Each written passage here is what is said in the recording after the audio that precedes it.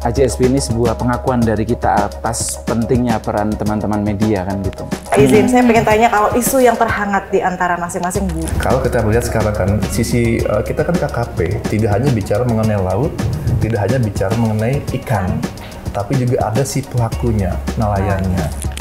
Pak Menteri selalu menekankan bahwa panglimanya itu adalah ekologi. Jadi jangan sampai aktivitas manusia yang memanfaatkan laut kemudian tidak memperhatikan lingkungannya begitu. Untuk di PKRL ini memiliki 3 pilar untuk pembangunan kelautan perikanan. Kalau di JP cuma 1, Mbak. Cuma 1. Pembangunan.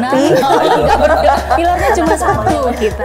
Bawahnya banyak pilarnya. Pembangunan perikanan budidaya di darat, laut, dan pesisir berkelanjutan. Dan tahun ini kita ada kategori untuk radio. Hadiahnya apa Pak? Boleh nggak Presiden suka? Ya, jadi hadiahnya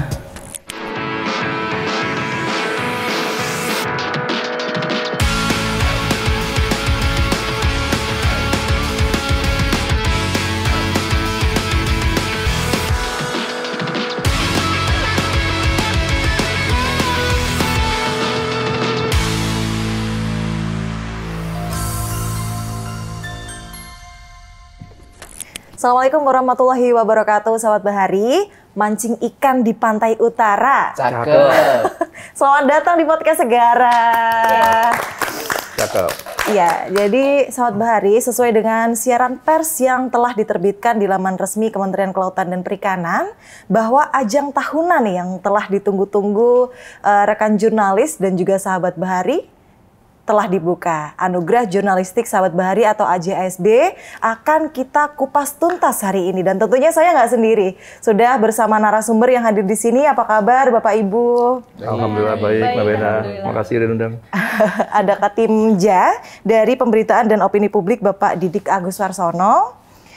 Ketua Tim Kerja Humas dan Pelayanan Sekretariat DJ PKRL ada Ibu Vivin, dan juga Ketua Tim Kerja Humas dan Kerjasama dari Sekretariat DJPB Ibu Desi. Yang paling ganteng paling ujung ada Ketua Tim Kerja Humas dan Kerjasama dari Sekretariat DJPT Pak Joko. Terima kasih, Mbak Bena. Assalamualaikum. Kita ke pertanyaan pertama. Oh, berat. Ini ngobrol aja sih ya. Ice breaking dulu. Ngomongin AJSB Pak Didik, kita ke Pak Didik dulu Sahabat Bahari. Tema besar AJSB tahun ini itu apa Pak Didik kalau boleh tahu, dan kenapa ambil tema itu? Oh, ini pertanyaan di depan serius langsung. Jangan Jadi gini ya. Oke, kita santai aja ya.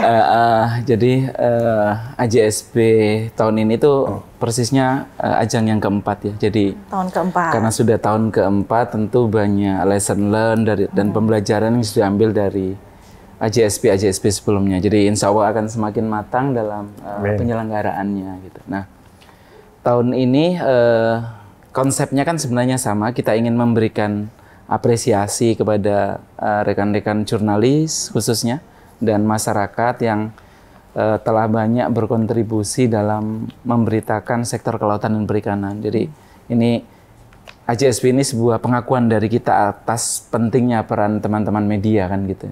Nah, tahun ini spesial kenapa? Karena bersamaan dengan 25 tahun KKP. Kementerian Kelautan dan Perikanan. Jadi kita berulang tahun yang ke-25. Ya, kalau dari sisi usia relatif lah ya 25. Tapi sedang lucu-lucunya. Itu kenapa temanya kan transformasi sektor kelautan perikanan, transformasi kelautan perikanan. Itu tema besar yang diusung. Kurang lebih yang ingin dipotret adalah ya selama 25 tahun pembangunan di sektor kelautan perikanan ini apa saja hal-hal yang sudah dikerjakan KKP, transformasi tata kelola dan sebagainya. Dan nanti mungkin akan dikupas oleh narasumber yang lain. Oke Pak, sebelum ke narasumber yang lain, kalau tahun ini tuh kategorinya apa saja Pak? Apakah sama dengan tahun lalu atau ada yang baru atau malah yang dikurangi mungkin? Nah, tahun lalu kita kan ada kategori untuk media online. Kemudian cetak, foto, kemudian televisi, kemudian media sosial, dan kita juga ada kompetisi internal untuk Neptune TV.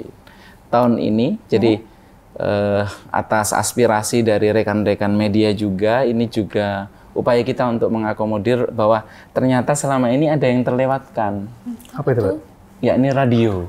Radio? Oh, iya, radio. Radio. Jadi kita terlewat, sementara peran teman-teman media radio ini justru sebenarnya sangat strategis untuk memberitakan sektor kelautan perikanan, khususnya untuk wilayah yang memang selama ini masih jauh dari jangkauan pemberitaan media-media online dan sebagainya. Di pesisir misalkan itu kan tentu radio eksistensinya luar biasa, dan tahun ini kita ada kategori untuk radio.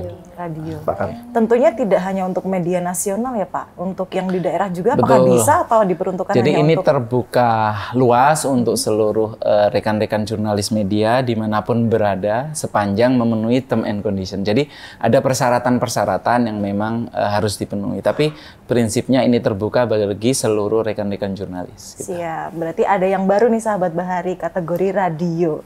Siap-siap berarti nih teman-teman jurnalistik yang dari radio ya. Kemudian selanjutnya udah ada radio, udah kategorinya udah kita sebutkan semua ya Pak ya. Temanya, tadi kan tema besarnya transformasi 25 tahun transformasi kelautan dan perikanan. Di bawahnya ada topik-topik nih yang menyangkut ke teman-teman di subsektornya. Iya betul, subsektornya. Ini udah ada perwakilan dari 3 unit kerja. Mungkin kita ke Pak Joko dulu deh yang paling ujung ya.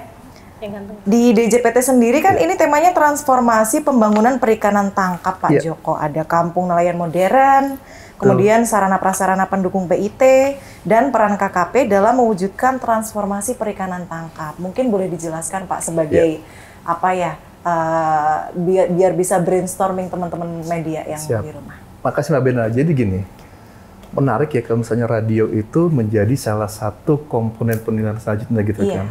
Tapi berikutnya saya mau selamat nih ya Pak Didi ini. Ada lagi aja seperti gitu kan tahun ini kan. Nambah lagi radio. Jadi gini Mbak Bena, Pak Didi, Pak Bu Vivin dan juga Bu Desi. Kalau kita berlayar nih ya, terus teman-teman ada lagi ke pelabuhan. Yang utama tuh yang dibawa sekarang bukan TV atau apa, tapi radio. Iya. Nah radio ini selain juga buat hiburan bagi para nelayan lagi di melaut, juga buat sarana komunikasi cari informasi. Nah, kena nih Mas Didi, artinya dengan radio ini kita dapat lagi informasi bagi nelayan. Tidak hanya nelayan, tapi juga kan stasiun radionya kan punya ada satu tools baru lah mereka untuk bisa melakukan apresiasi terhadap kerja mereka jurnalistik gitu. Nah, Mbak Bena, jadi gini, kalau kita bicara mengenai transformasi gitu ya, apalagi dikaitkan dengan 25 tahun eksistensi KKP. Sebetulnya yang perlu kita dalami pertama adalah sampai sejauh mana pemerintah mampu mensejahterakan masyarakat, khususnya masyarakat nelayan gitu ya. Karena kalau kita lihat sekarang kita nggak bisa bisa bicara bohong gitu ya, masyarakat nelayan masih dalam tahap standar yang masih belum layak lah gitu kan, secara ekonomi maupun secara kesejahteraan secara umum. Nah kalau konteks transformasi tentu saja yang pertama tujuan kita adalah menaikkan dulu nih taraf kehidupan masyarakat. Tetapi apakah satu-satunya tujuan? Enggak juga. Jadi selain masyarakat nelayan yang sejahtera, kita upayakan lautnya pun juga sehat. Sehat dalam artian di dalamnya tuh sumber daya ikannya tetap terjaga dan lestari. Nah, dua hal inilah yang menjadi latar belakang kami gitu ya di Dijen Perikanan Tangkap berdasarkan arahan Pak Menteri tentunya. Jadi gini ya Pak Wena, tidak hanya fokus di DJPT, nanti mungkin di PKRL ada, budidaya pun juga ada irisannya. Tapi setidaknya memang dua hal ini yang kita mencoba untuk meningkatkan kesejahteraan. Mulai dari masyarakatnya, SDI-nya pun juga terjaga, dan terakhir, adanya peningkatan kesejahteraan ekonomi maupun industri yang maju dan mandiri. Tiga hal irisan inilah nanti yang kemudian kita coba untuk membangun transformasi berkelanjutan. Nah, Pak Menteri melalui programnya Ekonomi Biru itu sudah membuat payung besar untuk melakukan hal-hal yang memang menjadi tugas pemerintah. Tinggal di bagian kita inilah yang kemudian berupaya untuk mengimplementasikannya. Jadi kalau dikatakan tadi Mbak Bena bilang transformasi bagaimana? Intinya kita 3S utama itu aja. Sumber daya ikan yang lestari, kemudian peningkatan kesejahteraan masyarakat nelayan, dan industri yang juga nanti mandiri dan terpadu. Kata kuncinya satu, sinergi. Nah, dengan sinergi ini nanti kita akan mencapai. Sebenarnya sinergi sama siapa aja sih? Nggak hanya kemudian antara pemerintah dan juga masyarakat nelayan, tetapi juga di lingkup internal. Lingkup internal KKP pun juga kita bersinergi. Tidak ada lagi sekarang yang menjadi, wah ini utama nih, di jet tertentu gini. Enggak. semua unit kerja di KKP itu terkait satu sama lainnya untuk menjalankan visi misi kementerian, juga nanti juga untuk mendukung kebijakan blue economy agar bisa berjalan dengan baik. Jadi intinya itu sih sebenarnya sih. Kita berupaya nih, irisan-irisan ini kita jadi satu dan kuncinya sinergi. Itu kira-kira Mbak Bena. Siap. Mungkin Pak Joko kalau terkait perikanan tangkap sendiri dari teman-teman media itu banyak yang bertanya Pak. Terakhir kan ada penundaan ya Pak ya. Nah itu mau lanjut kapan lagi gitu? Ditundanya sampai kapan ya? Menariknya. Jadi sebetulnya gini, kita bicaranya kan berdasarkan aturan gitu ya. Ada regulasi. Tapi juga berdasarkan tadi yang Mbak Bena sampaikan, sebetulnya kan ada dasarnya. SE, Surat Edaran Menteri Nomor 1994 tahun 2023. Intinya adalah kita merelaksasi kebijakan PIT ini. Tapi tentu dengan tujuan, ada 2 tujuan ya. Yang pertama, tujuannya adalah benar-benar memastikan kesiapan pelaku usaha dan masyarakat untuk implementasi PIT selanjutnya. Yang kedua, dasarnya adalah tentu secara internal kita mempersiapkan pemerintah nih, berupa apa? Infrastrukturnya siap, kemudian dari sisi SDM pelaksananya pun juga siap. Nah, tujuannya sebenarnya itu sih. Jadi kita betul-betul mempersiapkan masing-masing nih. Ya internal kita pemerintah, ya kemudian eksternalnya juga pada pelaku usaha dan nelayan agar lebih siap. Betul. Jadi, tapi gini, insya Allah pokoknya kita tidak hanya dari sisi pemerintahan saja ya. Media bagaimana? Media sebagai bagian pentahelix kita akan terus libatkan ya dari setiap kebijakan maupun kegiatan kita. Aman lah. Betul. Oke, itu dia dari DJPT ya Pak ya, transformasi perikanan tangkap. Betul. Sekarang kita geser gantian ke DJPKRL untuk Bu Vivin, temanya transformasi pengelolaan kelautan dan ruang laut. Ini ada poinnya banyak ya Bu ya? Banyak banget. Ada penataan ruang laut yang berkelanjutan, pemanfaatan dan pengelolaan pulau-pulau kecil, kemudian pengelolaan kawasan konservasi dan jenis ikan terancam punah dan dilindungi, pengelolaan sampah plastik untuk laut sehat, dan pengelolaan hasil sedimentasi laut. Nah ini mungkin boleh Bu, 2 SKS. Mungkin boleh dijelaskan ya. Jadi tesis sebagai itu bisa. Iya betul. Iya makasih Mbak Bena. Jadi memang kalau dilihat dari program prioritas ekonomi biru Pak Menteri, ini memang dari 5 itu ada 3 yang menjadi tanggung jawab dari Dijen Pengelolaan Kelautan dan Ruang Laut. Nah mungkin salah satunya terkait dengan perluasan kawasan konservasi laut, kemudian juga ada pengendalian kawasan pesisir dan pulau kecil, kemudian juga yang terakhir ada kegiatan Gerakan Nasional Pembersihan Sampah di Laut melalui Gerakan Nasional Bulan Cita Laut. Nah, kenapa penataan ruang laut ini menjadi salah satu hal yang diatensi oleh KKP, karena memang kalau melihat dari luas wilayah Indonesia ini kan memang sebagian besar itu ini seperti lautan yang ditaburi pulau-pulau gitu ya. Jadi banyak perairannya, lautnya dibandingkan dengan daratannya, sehingga kemudian pemerintah terutama KKP ini ingin memastikan bahwa lingkungan dan ekosistem laut itu bisa terjaga, terlindungi kelestariannya begitu, dimanfaatkan sesuai dengan peruntukannya. Nah kemudian akhirnya dalam implementasinya ini memang ada satu kebijakan persyaratan bagi siapapun atau para pemangku kepentingan yang ingin memanfaatkan ruang laut itu memang harus mendapatkan satu izin dari KKP begitu, supaya bisa melihat bahwa kesesuaian ruang laut yang dimanfaatkan ini memang sesuai dengan daya tampung gitu ya, daya dukung, kemudian juga termasuk mitigasinya apabila terjadi dampak-dampak yang berpotensi bisa menyebabkan kerusakan lingkungan begitu. Nah kemudian juga berkaitan dengan pulau-pulau kecil yang dimanfaatkan juga dalam hal ini oleh para pemangku kepentingan yang lain. Ini juga menjadi salah satu yang diatur atau dikelola oleh Dijen PKRL, karena memang pulau-pulau kecil ini kan letaknya di garda terdepan ya, bukan halaman belakang tapi justru halaman depan gitu ya. Iya, jadi ini termasuk salah satu wujud pemerintah itu hadir di sana untuk memberikan perlindungan, terutama juga kaitannya nanti dengan kedaulatan dan pertahanan keamanan, begitu ya. Jadi pemerintah memang harus punya atensi yang khusus terhadap pulau-pulau kecil. Nah, kemudian karena banyak nih ya, lumayan ya. Ini baru satu halaman. Dari 15. Dari 15. Nah, kemudian terkait dengan tadi perluasan kawasan konservasi.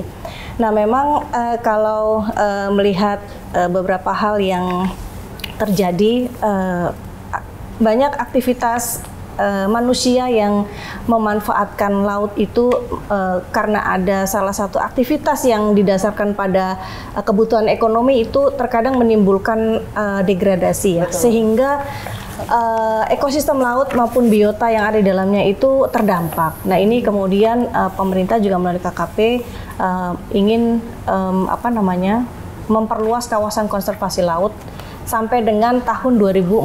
Nah, saat ini sendiri luas kawasan konservasi ini yang sudah ditetapkan itu 29,3 juta hektar di tahun 2024 ini dari 97,5 juta hektar nanti di tahun 2045. Memang masih ada beberapa puluh hektar lagi, tapi saya rasa dalam perjalanannya ke sana karena komitmen yang kuat dari KKP, insya Allah ini akan bisa diwujudkan gitu. Karena Pak Menteri selalu menekankan bahwa panglimanya itu adalah ekologi. Jadi jangan sampai aktivitas manusia yang memanfaatkan laut kemudian menyebabkan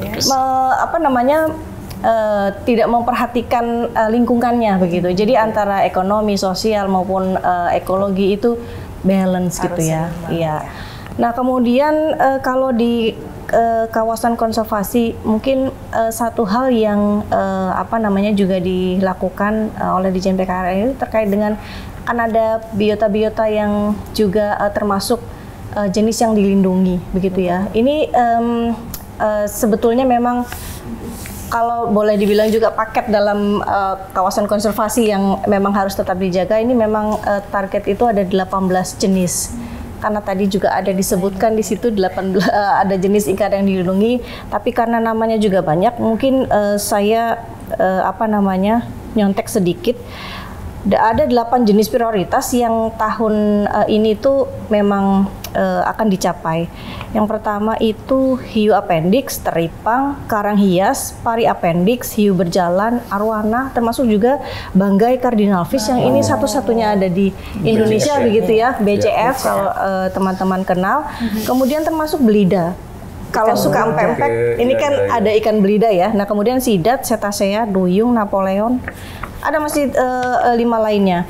Nah, ini mungkin kalau menurut saya juga bisa menjadi salah satu topik yang menarik untuk diangkat gitu ya. Karena mungkin tidak semua orang tahu memahami bahwa ternyata belida itu termasuk yang jenis yang dilindungi. Kenapa begitu? Terus kenapa empek-empek itu masih ada gitu kan ya? Padahal saya juga seneng gitu kita makan ikan belida. Ikan dilindungi. Itu makanya. Apakah iya kita melakukan hal yang salah gitu ya? Jangan sampai nanti juga teman-teman teman-teman harus mencari tahu betul kenapa ini. Ini menarik ini untuk dikulik lagi oleh teman-teman calon peserta AJSB gitu ya. Nah, kemudian belum selesai ya, ini masih 2 halaman. Jadi yang berikutnya masih sama tujuannya untuk menjaga kelestarian laut. Ini ada Gerakan Nasional Bulan Cinta Laut. Ini teman-teman mungkin sudah familiar juga BCL.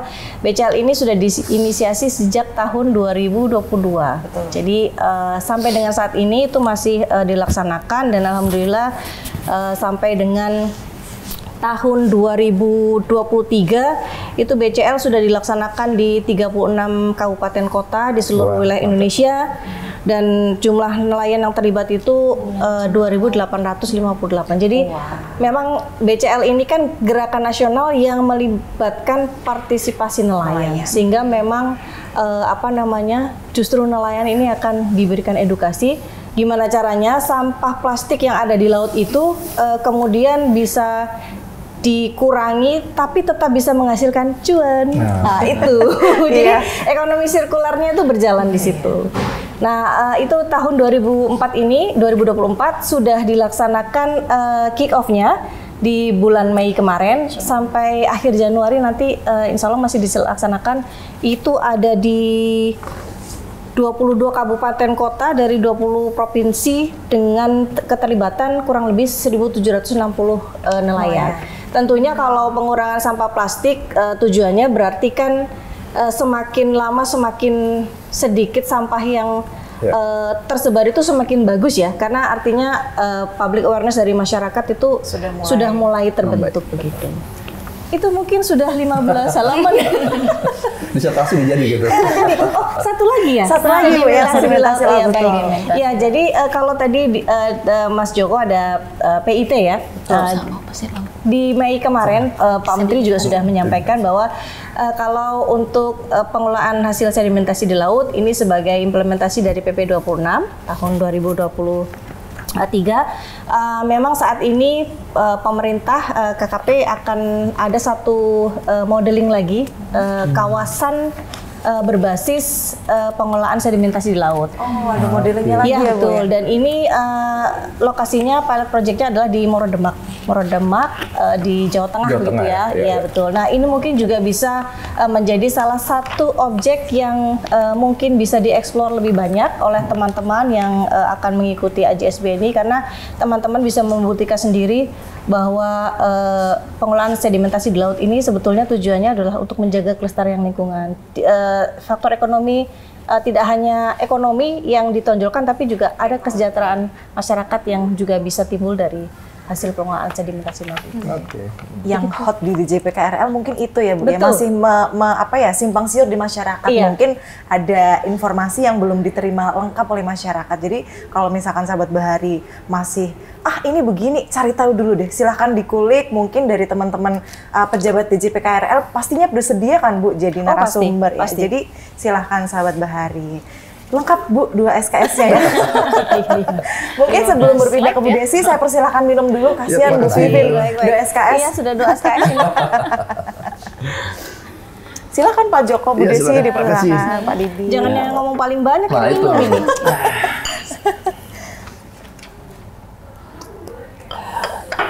Jangan malu Pak Didi, silakan minum.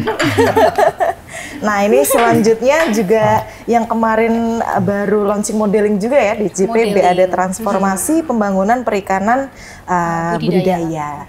Di sub topiknya ada Kampung Perikanan Budidaya, kemudian budidaya berbasis kawasan dari 5 komoditas. 5 komoditas itu ada lobster, kepiting, udang, rumput laut, dan tilapia, nila gitu ya Bu ya. Kemudian Indonesia sebagai global supply chain lobster. Mungkin lebih detailnya silakan Bu Desi. Baik, terima kasih Mbak Bena. Kalau tadi Bu Vivin bilang untuk di PKRL ini memiliki 3 pilar untuk pembangunan kelautan perikanan, kalau di JPP cuma 1 Mbak. Cuma 1. Pembangunan. Pilarnya cuma 1 kita.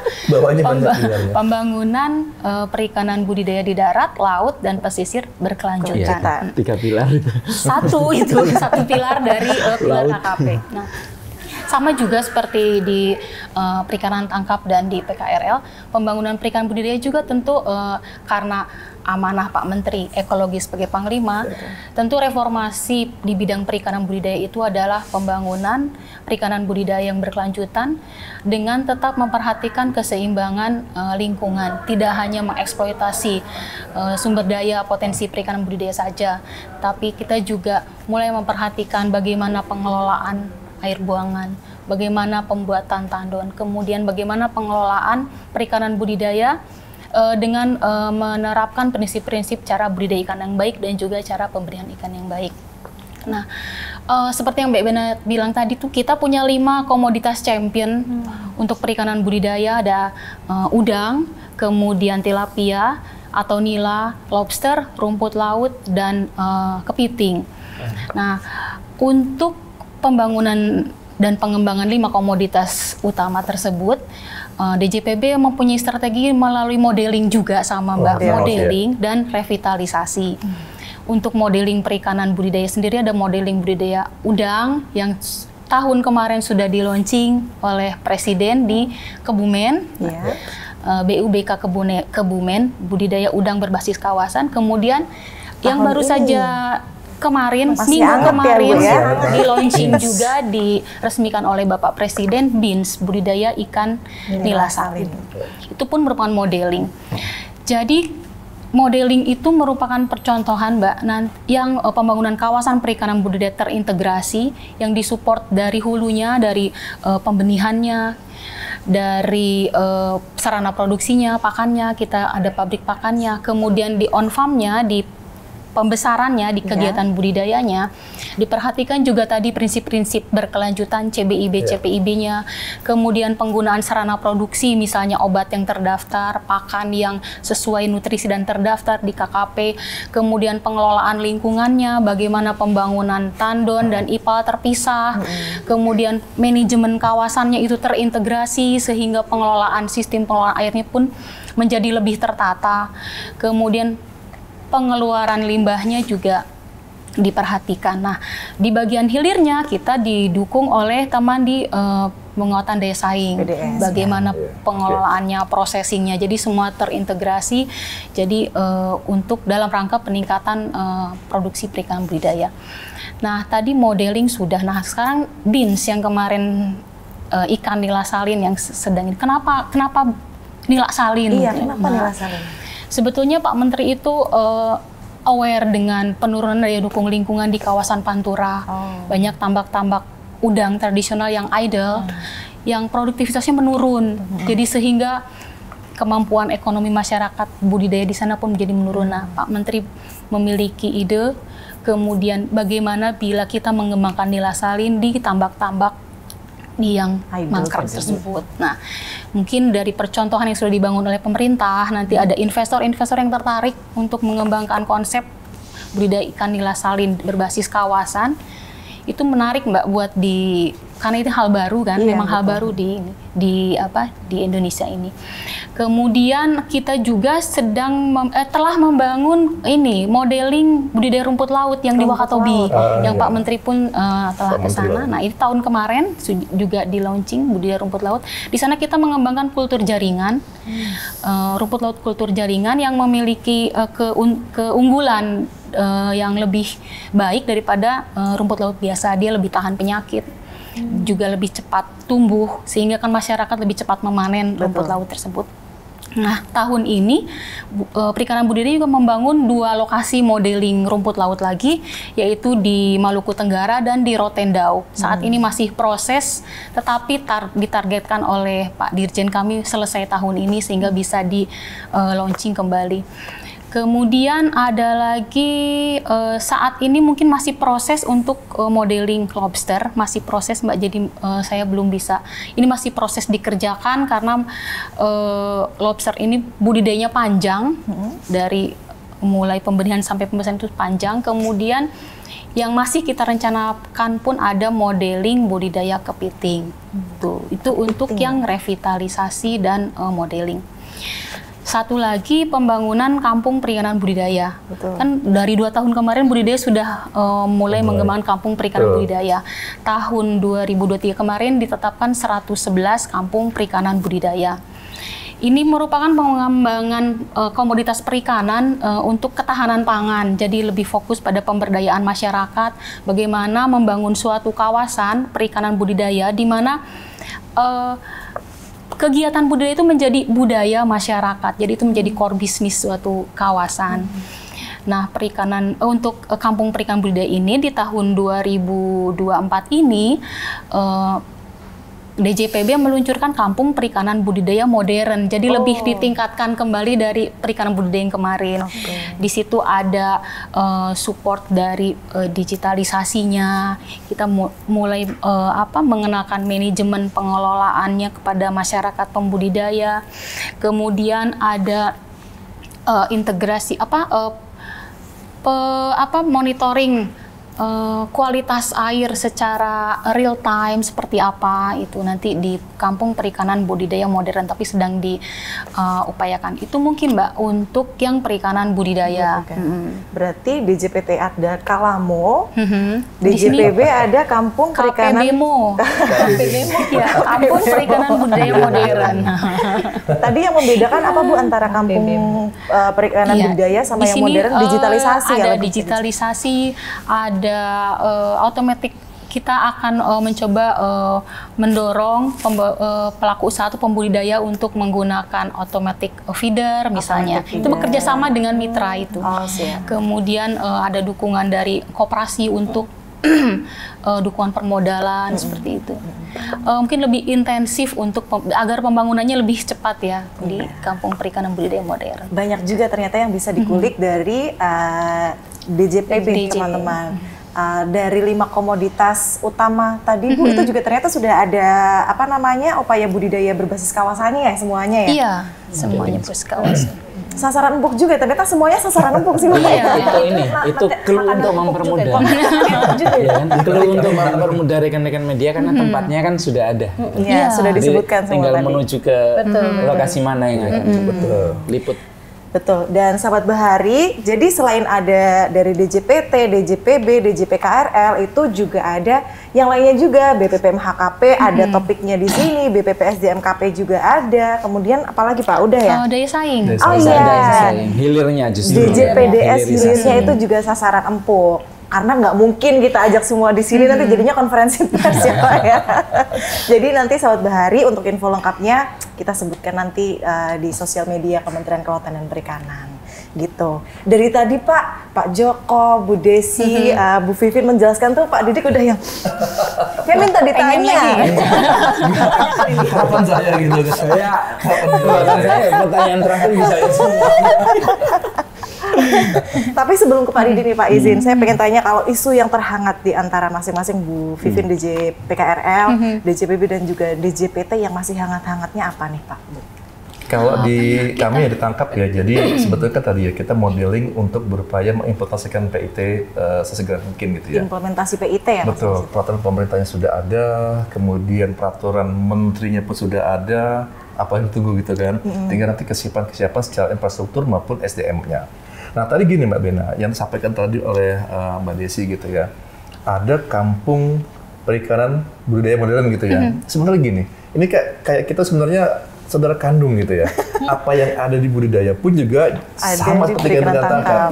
Bedanya kalau yang di budidaya atau kampungnya adalah perikanan, nah kita adalah nelayannya. Tadi sedikit Mbak Bena sudah mulai Kalamo, kampung nelayan modern. Nah kalau Kalamo ini kan sebetulnya sekarang kita mengintegrasikan gitu kan beberapa hal yang ada dalam kampung nelayan itu agar lebih maju dan mandiri nelayannya, mulai dari infrastrukturnya kemudian sampai pemberdayaan masyarakatnya. Nah kuncinya di sini di Kalamo adalah bahwa kita melakukan sinergi, sekali lagi kuncinya sinergi gitu kan. Nah yang berikutnya lagi kita berupaya mengedepankan yang namanya social engineering. Pembangunan Kalamo itu tidak lepas dari pendekatan social engineering. Kita DJPT bekerja sama juga dengan dari BRIN, kemudian dari BPSDKP juga ya terkait dengan penyuluhan dan juga pembinaan masyarakat, teman-teman PDS, PRL, PKRL pun juga ada, budaya ada. Artinya kita semua nyangkut semuanya, walaupun maka kita bicara nelayan. Jadi Kalamo ini kan memang kita tahun ini Pak Menteri berupaya mengedepankan dua tema nih. Tema yang pertama adalah kampung nelayan modern berbasiskan kulineri dan seafood gitu ya. Nah kemudian yang kedua lagi kampung nelayan modern yang terintegrasi terpadu. Tetapi memang target kita adalah tahun ini setidaknya terbangun 10 Kalamo. Hanya saja nanti mungkin ada penyesuaian begitu, ada spesialisasinya, ada yang Kalamo sentra kuliner, Kalamo yang kampung nelayan terintegrasi. Nah ini kita akan coba lebih percepat pembangunannya. Jadi kita sebenarnya satu DNA semua gitu ya. Ada kampung modern, kemudian juga modelingnya pun ada. Bukankah memang satu bapak gitu? Satu bapak, ya benar. Nah itu kira-kira. Jadi dari satu DNA yang ini, kemudian hot topicnya pun mirip-mirip. modeling, ya kan. Kemudian dari sisi pemanfaatannya pun juga demikian. Sebetulnya memang kita sudah punya modalitas yang kuat ya. Dari satu institusi KKP ini kita sudah punya modalitas. Tinggal bagaimana kemudian kita berjalan implementasikan secara cepat dan terukur gitu. Itu kira-kira Mariana. Siap. Menarik sekali kan sahabat Bahari. Sekarang waktunya ke Pak Didik nih. Sudah gak sabar ini. Iya, udah banyak kategori juga tadi kita sebutkan. Kemudian topiknya anak turunannya juga sudah dijelaskan. Pak, jangan sampai ketinggalan yang media sosial ya Pak ya. Tahun kemarin tuh saya juga sempat lihat pemenangnya kan yang dia bikin jingle lagu gitu ya Pak. Menarik sekali. Ternyata antusiasnya juga tinggi dari netizen sahabat Bahari yang di rumah. Nah kalau tahun ini media sosial masih tetap jadi primadona, bahkan ngalah-ngalahi apa ya Pak ya konten yang di YouTube gitu, karena keseharian lebih dekat dengan HP, orang bangun tidur bisa juga paling bisa buka Instagram, ke Facebook gitu, lihat video-video gitu.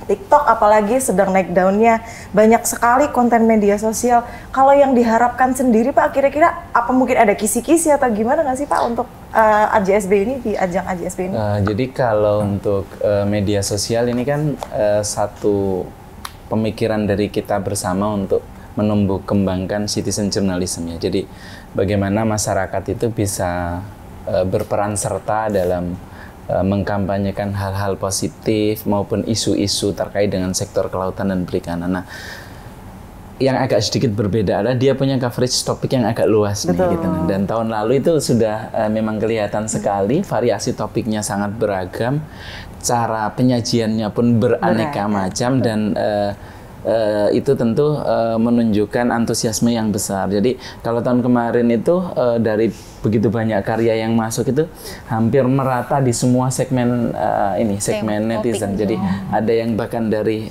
anak-anak usia sekolah ya itu mereka ini. Kemudian temanya juga bermacam-macam, ada yang dari yang sederhana sampai dia semacam dokumenter gitu. Dan ini tentu agak sedikit punya fleksibilitas memang untuk media sosial, tentu dengan tetap mengacu pada tema besarnya adalah transformasi di sektor kelautan perikanan dan subtema yang ada di sana. Tapi Pak, banyak yang bingung nih, aduh ini ajang yang bikin kementerian, berarti aku harus serius nih, harus yang formal gitu. Apakah harus seperti itu atau boleh kayak a day in my life gitu, tutorial gitu, boleh nggak sih Pak? Faktanya adalah yang menang di media sosial kemarin justru yang lebih santai ya kan, dia membawanya dalam bentuk jingle gitu. Dan juga tahun sebelumnya juga begitu. Jadi di media sosial itu justru kita ingin melihat satu kemasan yang lebih fresh ya, karena memang segmennya adalah segmen-segmen yang teman-teman yang di usia Gen Z ya sebagian besar. Gitu. Jadi tidak perlu dihindari yang kaku-kaku seperti itu. Berarti saya itu orangnya kaku. Berarti boleh sahabat Bahari, nggak harus yang formal gitu. Kalian kayak a day in my life kali ini sedang di balai apa atau di mana gitu, boleh banget. Jadi bawa aja sesuai dengan karakter kalian masing-masing gitu ya Pak. Yang penting tetap sesuai dengan temanya. Betul. Oke, Pak Didik lagi.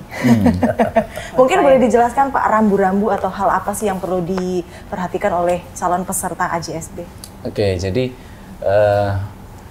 kami itu kan sudah menerbitkan siaran pers, kemudian mengedarkan bukletnya juga, hal-hal yang menjadi ketentuan umum maupun ketentuan khusus bagi seluruh peserta AJSB. Tentu mungkin saya hanya poin-poin besarnya saja. Jadi berangkat dari penyelenggaraan AJSB tahun kemarin ada beberapa evaluasi yang memang kadang tertinggal. Apa itu Pak? Jadi kalau secara garis besar ada hal-hal yang sifatnya administratif dan hal-hal yang sifatnya teknis. Gitu. Yang administratif itu kadang sederhana ya, maaf. Tapi simpel, misalkan lupa bahwa ada ketentuan terkait dengan keanggotaan tidak. Kemudian link yang disampaikan kadang-kadang tidak sesuai. Nah itu hal-hal yang kadang ini. Kemudian kalau yang sifatnya teknis itu ada kriteria-kriteria penilaian yang sebenarnya itu penting sekali untuk dipahami oleh seluruh peserta anugerah jurnalistik Bahari. Karena ini sedang tidak menulis bebas. Gitu. Jadi ada dewan juri yang akan melakukan assessment, menilai kualitas dari karya itu sebelum nanti ini layak tidak. Jadi kami itu biasanya berlapis-lapis tuh. Jadi kita cari 20 besar dulu gitu kan. Kemudian masing-masing juri nanti ke 10 besar dulu. Kita adu lagi pilihannya sampai akhirnya ketemu juara 1, 2, 3. Jadi sebenarnya suasana penjuriannya pun ya meskipun santai tapi lumayan Dewan Juri ini harus berdiskusi mendebatkan kriteria-kriteria yang harus dipenuhi oleh pemenang. Gitu. Tadi Bapak menyebutkan Dewan Juri. Tahun ini siapa Kak Dewan Jurinya? Tahun ini tahun ini karena kriterianya bertambah dan itu tadi ini sudah penyelenggaraan keempat, concern kita adalah terus melakukan improvement. Jadi kualitas penjuriannya pun salah satu aspek yang kita tingkatkan. Tahun ini ada 13 juri eksternal. Wow. Dari eksternalnya itu 13. Jadi itu para jurnalis senior, kemudian memang para praktisi yang tidak diragukan lagi lah kompetensinya di bidang jurnalistik ini. Kemudian ada juga juri-juri internal. Nanti mungkin sahabat Bahari bisa lihat di tayangan ini. Nah, di sini. Seluruh juri-jurinya nih. Jurinya ada di sini nih. Oke, kalau teknis pelaksananya sendiri seperti apa sih Pak Didik? Boleh saya minum dulu? 2 SKS Dia persilakan sama aja 2 SKS. Tadi kan 15 pertanyaan untuk bapak-bapak, Pak Didik 40. Silakan Pak Didik. Ya, jadi ada tahapan-tahapan yang sebenarnya sudah kita mulai ya. Tanggal 14 kemarin itu kita sudah launching melalui siaran pers. Dan ini fase pengumpulan karya. Jadi sekarang udah masuk dari tanggal 3 nanti sudah mulai proses. Ya. Oke, lanjut kalau ya sudah mulai proses. Kemarin tanggal 14 itu kita sudah menerbitkan siaran pers, itu artinya sebenarnya startnya sudah dimulai dan ini proses pengumpulan karya itu akan berjalan sampai dengan tanggal 23 Agustus. Wow. 23 Agustus itu teman-teman media maupun masyarakat yang ingin mengikuti punya cukup waktu untuk berselancar di antara banyak topik yang sudah dijelaskan tadi oleh teman-teman dan topik-topik lainnya tentu ya di bidang PDS dan sebagainya. Nah, setelah 23 itu kan closing, kami ada waktu 1 minggu itu untuk proses seleksi. Jadi karena itu tadi kami mengacu pada persyaratan administratif, kemudian persyaratan teknisnya kalau sudah terpenuhi maka akan segera dilakukan penilaian oleh Dewan Juri dan nanti puncaknya akan diumumkan di Anugerah Jurnalistik Sahabat Bahari insya Allah di awal September atau Agustus. Jadi itu kurang lebih tahapannya saat ini. Oke, berarti perlu diingat ya Sahabat Bahari, waktunya masih banyak dan nanti batas pengumpulan karyanya itu di 23 Agustus 2024. Kita sekarang mau tanya semuanya. Udah ngomong karya jurnalistik, radio, sosial media. Kalau menurut bapak-bapak dan ibu-ibu, sebetulnya karya yang ideal, online, offline, televisi, radio, dan media sosial, kalau menurut Pak Didik, Bu Vivin, Bu Desi, Pak Joko, gimana sih karya yang ideal itu? Siapa dulu? Siapa dulu nih? Ladies first. Ladies first. Oke, silakan. Silakan Bu Vivin. Kalau melihat belakangan terakhir kemarin dari AJSP itu tampaknya isu-isu kelautan itu sudah mulai bisa dibawa ke ke kemasan atau style yang lebih kekinian, kemudian tidak berat gitu ya. Tadi kan kalau kelautan perikanan kayaknya kok berat banget, tapi ternyata bisa loh dan itu gampang ternyata ngikutin tren kekinian itu bisa.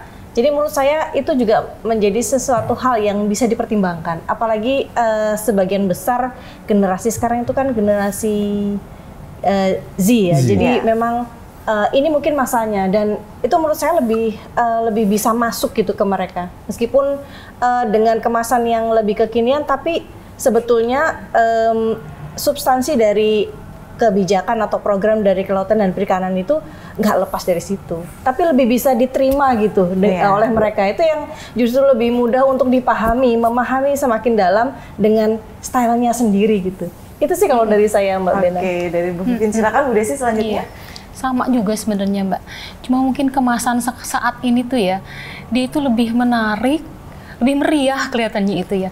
Tapi ada substansi yang penting yang dia munculkan itu, jadi informatifnya dapat, daya tarik kemasannya juga dapat. Itu yang kalau menurut saya. Jadi nggak cuma substansinya aja nih dapat, tapi penyajiannya juga itu. ya, Sekarang tuh beda. Kalau dulu kan namanya film misalnya seperti maaf ya di TV zaman dulu gitu kan bikin ngantuk ya. Kalau sekarang tuh jadi kita pengen nonton terus. Apalagi selanjutnya gitu kan. Berarti ngalamin TV zaman dulu ya? Ngalamin. Jadi dia dulu ada punchline-nya gitu ya. Pasti jadi bikin kita penasaran. Itu yang menurut saya menarik. Oke. Selanjutnya Pak Joko silahkan.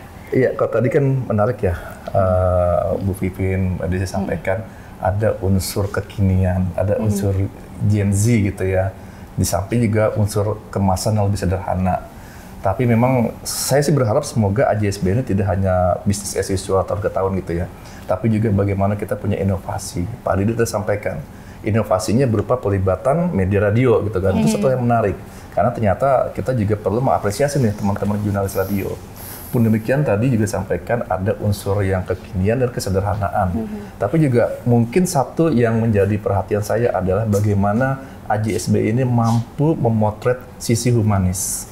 Kalau kita lihat sekarang kan sisi kita kan KKP tidak hanya bicara mengenai laut, tidak hanya bicara mengenai ikan, tapi juga ada si pelakunya, nelayannya.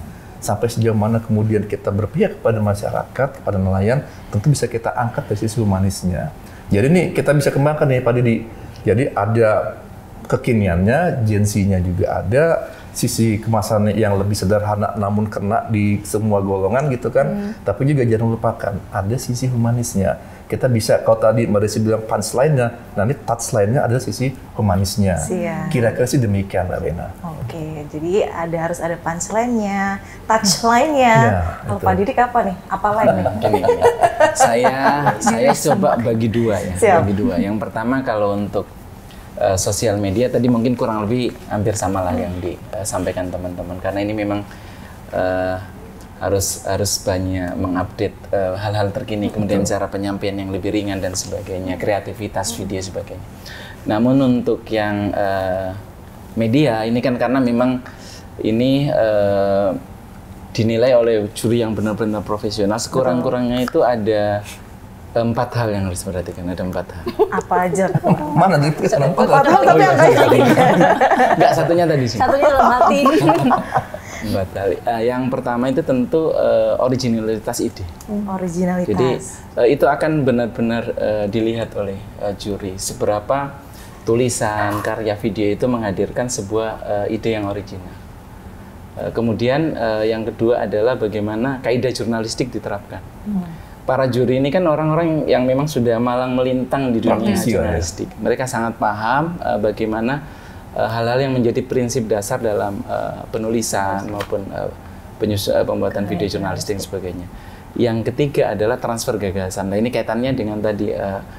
Jadi saat membuat karya ini kan ada value, ada pesan yang sesungguhnya ingin disampaikan, yang diedukasi kepada masyarakat. Nah, yang terakhir ini mungkin agak teknis dan mudah-mudahan nanti didukung oleh teman-teman di KKP bagaimana penggunaan data dan sumber informasi. Jadi, nah ini yang kemarin kami lihat di beberapa peserta itu tulisannya bagus, idenya bagus, minimnya adalah narasumbernya terbatas, datanya terbatas. Nah ini sambil sharing ya untuk para peserta Anugerah Jurnalistik Sahabat Bahari. Jadi nanti tadi kan sudah disampaikan oleh Bu Vivin, Bu Desi, Pak Joko terkait banyak aspek yang bisa dikulik. Itu sekalian itu lokasinya di mana Pak Joko? Gitu. Kami bisa liputan ke sana nggak sama Pak Joko gitu kan? Kemudian kami bisa nggak wawancara Pak Dirjennya, Pak Direkturnya? Itu tentu akan memperkaya sudut pandang tulisannya. Mungkin 4 hal tersebut dari Pak Didi. Untuk dalam pemilu gitu ya. Oke, Pak, ini supaya sahabat Bahari dan rekan-rekan jurnalis semakin semangat, hadiahnya apa Pak? Nah, ini dia. Ya, jadi hadiahnya tentu sangat menarik ya. Jadi seluruh pemenang pertama itu akan mendapatkan uang tunai sebesar 15 juta. 15 untuk juta pemenang untuk pertama. pemenang. Terus umroh nggak? Iya. Oh, kelihatannya Pak Joko mau nambah. Mau nambah. Menambah doanya gitu kan sebenarnya. Kemudian untuk pemenang kedua 10 juta dan pemenang ketiga 5 juta. 5 juta. Nah tentu ya ini tolong jangan dilihat nilainya gitu. Tapi kita bagaimana apresiasi kita pada teman-teman ini, terima kasih sudah ikut bersama-sama dalam membesarkan sektor kelautan perikanan. Harapan kami sih teman-teman media siapapun yang menang itu tidak melihat nilai itu, tapi percayalah dengan hal yang sudah dilakukan ini memberitakan positif itu sangat bermanfaat untuk pembangunan di sektor kelautan perikanan. Oke, siap. Ya, Sobat Bahari, itu dia informasi banyak sekali yang sudah kita dapatkan ya dari para narasumber yang hadir pada episode kali ini. Mungkin yang terakhir, Bapak Ibu, adakah pesan yang pengen disampaikan kepada Sobat Bahari dan juga rekan-rekan jurnalis di rumah? Silahkan. Saya boleh, Mbak? Boleh. Saya punya pantun buat Sobat Bahari. Cakep. Makan ikan tanpa duri bersama-sama. Cakep. Ikannya dimasak di Surabaya. Cakep. Ayo Sobat Bahari semua, ramai-ramai menulis perikanan budidaya. Cakep. Selanjutnya. Enggak, kemarin sudah pantun satu buku itu. Silakan Bu Vivin, mungkin ada pesan yang ingin disampaikan. PKRL? Iya, sahabat Bahari, kalau memang kalian cinta sama kelautan dan perikanan, ikut AJSB. Cakep. Bukan bantu. Iya, ikut AJSB, pasti kalian makin keren deh. Biar keren ikut AJSB gitu. Biar keren ikut AJSB. Diulang. Sama redundant ya. Silakan Pak Didik. Ya, jadi kalau sahabat Bahari ngaku sebagai jurnalis yang kece, wajib ikut AJSB. Siap. Sama ya Bu? Sama nggak Bu? Kece. Pak Joko apa nih? Iya, banyak sekali potensi-potensi bagi teman-teman jurnalis ini ya untuk mengangkat tema gitu ya. Tidak hanya tadi mengenai konservasi, mengenai juga pengelolaan ruang laut dan juga budidaya. Tapi juga di kita pun juga banyak gitu ya. Fotografi, kemudian karya jurnalistik yang lainnya itu banyak sekali. Jadi intinya mari kita sama-sama meramaikan gitu ya. Ini adalah ajang kita semua, pesta tahunan kita semuanya. Yang pasti sebagaimana tadi Pak Didi disampaikan, pemberitaan positif ini akan memiliki impact yang jauh ke depan bagi kesejahteraan masyarakat. Itu aja. Oke, siap. Itu dia sahabat Bahari, jadi pintu masih terbuka lebar dan pastinya waktu juga masih banyak. Kita tunggu karya ciamiknya ya. Ada Kang Guru makan rambutan. Cakep. Ayo buruan ikutan. Dan untuk informasi selengkapnya sahabat Bahari, nanti bisa cek dan pantau di sosial media Kementerian Kelautan dan Perikanan. Dan terima kasih banyak kepada Pak Didik, Bu Vivin, Bu Desi, dan Pak Joko yang sudah berkenan untuk berbagi banyak informasi di podcast Segara episode kali ini.